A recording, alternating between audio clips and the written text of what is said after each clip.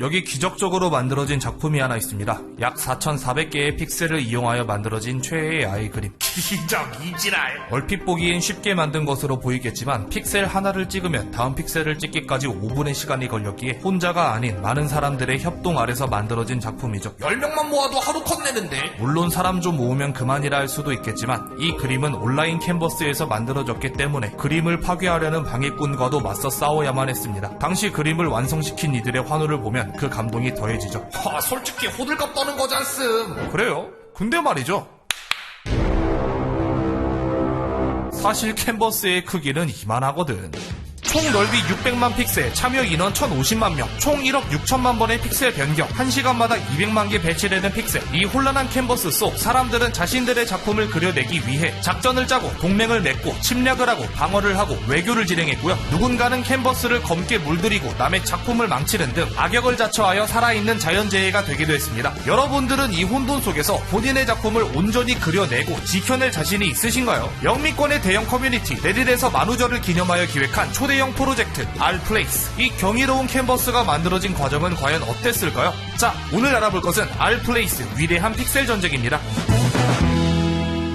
이번 만우절에도 여러 곳에서 준비한 마케팅이나 이벤트가 줄줄이 나왔죠. 마찬가지로 레딧도 2017년의 만우절을 맞이하여 한 프로젝트를 개시합니다. 이름하여 Rplace. 누구나 그림을 그릴 수 있는 빈 캔버스를 준비한 거죠. 1000 곱하기 1000 사이즈, 즉 100만 픽셀 크기의 캔버스였으며 어느 위치에나 누구든 제한 없이 픽셀을 남길 수 있었습니다. 단 한 번 픽셀을 찍으면 5분의 쿨타임이 주어지는 규칙만이 존재했죠. 근데 지금 보고 계신 여러분들, 여기다가 님들이 원하는 그림 그릴 자신이 있어요. 제 채널 오래 보신 분들은 그간 트롤러들이 망쳐놓은 온갖 사건들 봐왔을 거 아니야. 이건 말하자면 그런 트롤러들이 득식을 거리는 곳에서 도미노를 쌓는 격이에요. 내가 아무리 많은 공을 들여도 트롤러들의 픽셀 몇 개면 작품이 망가질 테니까. 때문에 대부분의 사람들은 이 프로젝트가 혼파망의 길을 걸으리라 예상했죠. 생산보다 파괴가 쉬운 건 당연지사니까. 근데 말이죠, 이 캔버스 내에서 고유의 생태계가 조성되며 우여곡절을 겪으면서도 기어코 이런 멋진 콜라주가 탄생했습니다. 이어 22년엔 400만 픽셀, 23년엔 600만 픽셀의 캔버스가 탄생했죠. 과연 어떤 일이 있었던 걸까요? Rplace에서 벌어진 일련의 사건들로 예를 들며 설명드리겠습니다. 참가자들은 세 가지의 상호작용을 하게 되었는데요. 첫 번째로는 협력. 사실 협력은 당연한 게 5분에 한 픽셀 찍는데 나 혼자 작품을 만들 순 없을 거 아니에요. 예를 들어 내가 원피스가 너무 좋아서 원피스의 한 장면을 그리고 싶어. 그럼 어떻게? 같은 뜻을 가진 사람끼리 협력해야 될 거 아니에요. 때문에 Rplace에 참여한 서브레딧들은 자신들이 그릴 작품을 정한 뒤 다 함께 협력하기로 합니다. 서브레딧이란 레딧을 이루는 게시판들이며 DC의 갤러리, 아카라이브의 채널과 비슷한 개념이죠. 근데 전 서브레딧 이거 발음이 너무 꼬여서 게시판이라 읽을게요 그냥. 아무튼 각 게시판들은 자신들의 화력을 시의적절하게 이용하기 위해 디스코드 서버를 만들고 도안을 배포하고 화력 집중 타임을 정하는 등의 작전을 짰죠. 두 번째로는 침략과 방어. 아무리 캔버스가 넓다 한들 레딧의 게시판은 총 280만 개입니다. 그중 하루에 댓글이 최소 5개 이상 올라오는 곳만 따져봐도 10만 개가 넘죠. 그러니 각자의 작품이 그려질 자리는 당연히 부족했습니다. 그렇다면 자리는 만들어야죠. 힘으로 뺏어서라도. 2017년 리듬게임 오수 게시판의 작품이 그러했습니다. 캔버스 하단에 마침 로고에 새긴 분홍색이 칠해져 있던 것을 이용 눈에 띌 정도로 큰 아이콘을 그려냈으나 그 덩치가 너무 컸던 탓에 어그로가 끌려 여러 번 침략을 당했죠. 하지만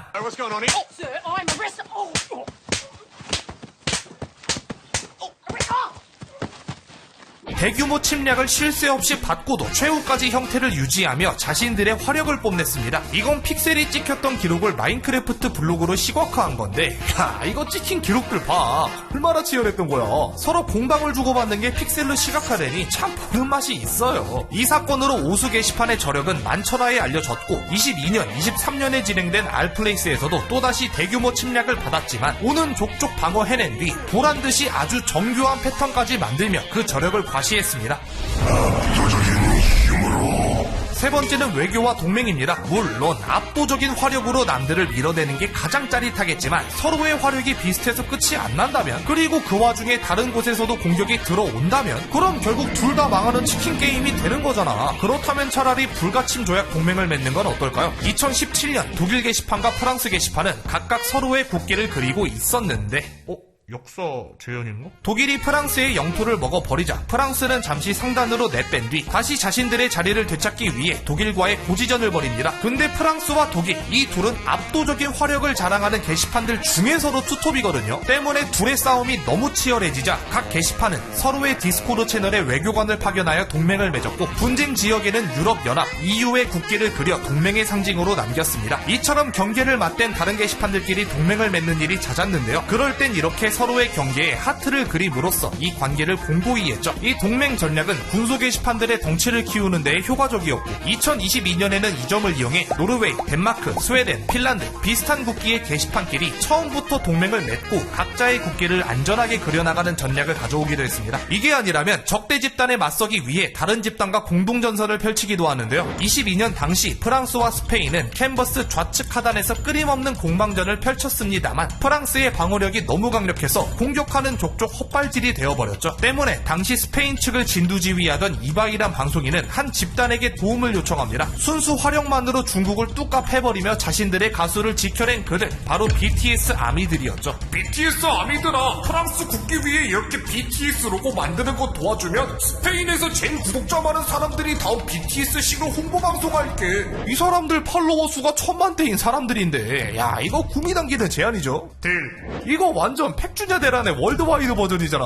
그리고 결과는 투입되자마자 순식간에 BTS 로고가 얼굴을 들이밀었습니다만 마침 이벤트의 마지막 날이 되었고 그날은 오직 하얀색만 칠할 수 있게 설정되어 있었기에 미완성으로 남게 되었죠. 하지만 프랑스 쪽의 어그로가 가장 많이 끌려 있었기에 프랑스 국기가 1등으로 지워졌고 심통이 난 프랑스인들은 FR이란 글자를 남기며 마무리 지으려 했지만 그 계획마저 발각되며 뒤에 이 이가 붙어 프리라는 글자가 완성되었다는 거. 수싸움 치열하죠. 아무튼 대부분의 작품은 이 세 가지 상호작용을 통해 만들어졌는데 근데 말이죠. 과연 모두가 생산에만 집중을 했을까요? 그럴 리가. 위에서 봤잖아. 생산만큼이나 전쟁도 흥미진진하거든. 그러다 보니 당연히 모든 것을 파괴하려는 전쟁 광들도 있었습니다. 원래 재미있는 서사에서 악역이 빠질 순 없거든. 이 악당들에도 여러 타입이 존재했는데요. 첫 번째로는 파괴. 가장 원초적인 방법이죠. 남의 작품 위에 다른 픽셀을 덮어버리는 방식입니다. 2017년 우측 코너를 시발점으로 캔버스를 온통 파란색으로 물들이려는 더 블루 코너 게시판이 있었는데요. 초반에 무서운 기세가 무색하게 그들의 영역 확장은 빠르게 진압당한 뒤 이후 다른 게시판과 조약을 맺어 우측 코너를 약소하게 차지하게 됐죠. 허나 다른 그룹은 끝까지 홈파망을 위해 움직였습니다. The Void. 그들은 이름값이라도 하듯 오직 검은색 픽셀 하나만을 이용하여 남들이 열심히 만들어 놓은 작품들을 검은색으로 물들여갔죠. 이미 이쯤에서 열심히 작품 만들고 있는데 바로 옆에서 뿌리 뻗듯 잠식되어 오는 보이드를 마주한다면 얼마나 무섭겠어요. 하지만 그들은 결국 공공의 적이었기 때문에 여러 게시판들에 의해 저지당하며 종식됩니다. 근데 악당은 원래 몇 번이고 부활하죠. 패배를 맛본 그들은 5년간 더욱더 힘을 키워냈고 22년, 23년에는 말 그대로 자연재해가 되어버립니다. 조금 더 공포스러운 이미지를 가하기 위해 자신들이 그린 공허 위 이런 기괴한 그림을 그리며 많은 게시판들을 위협했죠. 이외에도 여러 종류의 퍼포먼스가 있었는데 그중 가장 임팩트 있던 건 토니 게시판이 때려 맞았던 메테오일 겁니다.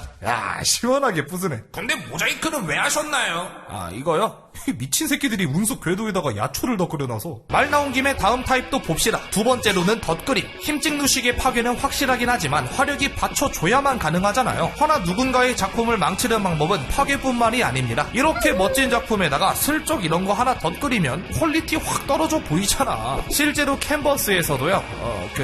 하반신이 그려진 캐릭터는 높은 확률로 야추가 더 끓여졌습니다. 2023년 포르투갈 게시판에선 국기 위에다 자기 나라의 대표 선수인 호날두를 그렸는데 그려지자마자 야추가 돌아나질 않나, 오줌을 발사하질 않나, 티팬티를 입히지 않나, 간신히 옷 다 입혀놨더니 이름에다 K를 적지 않나, 심지어 메시 유니폼으로 환복하기도 해서 결국 포르투갈 게시판은 호날두를 포기했죠. 2022년 미국 게시판도 국기 위에 자신들의 자랑인 우주 왕복선을 그렸으나 너무 쉽게 야추로 덧그릴 수 있다는 걸 깨닫고 이를 로켓으로 바꿔버립니다. 뿐만 아니라 남의 작품을 토양삼아 자신의 작품을 덧그리기도 하는데요. 2017년 덴마크 게시판에서 열심히 국기를 그려냈는데 헤헤, 내가 만들었어. 누가 만들었어?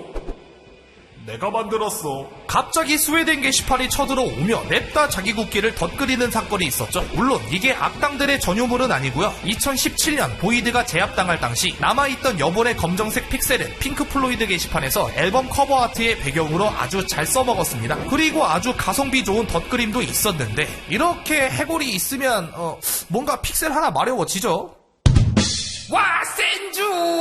온갖 해골이란 해골의 이 센즈 안광이 그려지게 되었죠. 특히 원피스의 해적기에선 30시간이 넘는 공박이 이어졌고 거기에 천냥광대 버기 팬덤까지 붙으며 코까지 빨개졌다 말았다 하며 가장 작지만 가장 치열한 싸움이 벌어진 지역이 되었습니다. 자, 근데 덧그릴 수 있는 건 그림뿐만이 아니죠. 세 번째로는 글자 변경. 님이라는 글자에 점 하나 찍으면 남된다는 말 맞다나 글자는 한 획 차이로 뜻이 크게 변하곤 합니다. 2022년 원신 게시판에선 게임의 영문명 겐신을 새겨넣었는데요. 완성될 때쯤 악당들이 들이닥치며 쉰을 쉿으로 바꿔버립니다. 겐신 게시판은 끝까지 저항했으나 인의 E는 어몽어스로 S는 슈렉으로 바뀌더니 최종적으로 야스 슈렉이 만들어지고야 말았죠. 우측 하단에 있던 스페이스 X는 시작부터 스페이스 야스로 바뀌더니 섹시 야스 그리고 야스 야스로 타락 루트를 탑니다. 이 자리는 이후 나사의 로고로 대체되었죠. 가장 곤욕을 치른 건 게임스탑 게시판이었는데요. 로고에 게임스탑.com을 적어놨는데 컴을 살짝만 지워도 CUM이 되고 CUM의 뜻은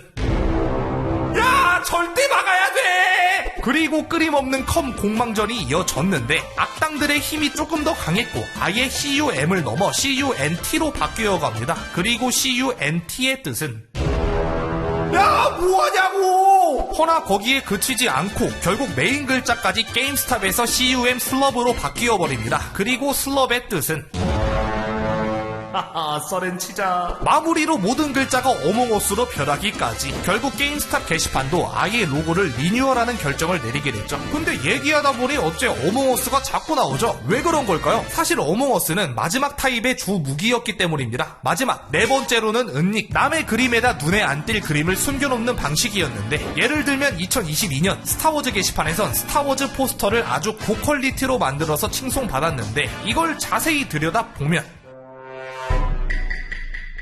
곳곳에 어몽어스 캐릭터가 숨어 있습니다. 이게 고작 16픽셀만으로 만들 수 있는 데다가 은근슬쩍 숨겨놓으면 티도 안 나서 정말 어디서든 어몽어스를 발견할 수 있었죠. 프랑스의 노트르담 대성당.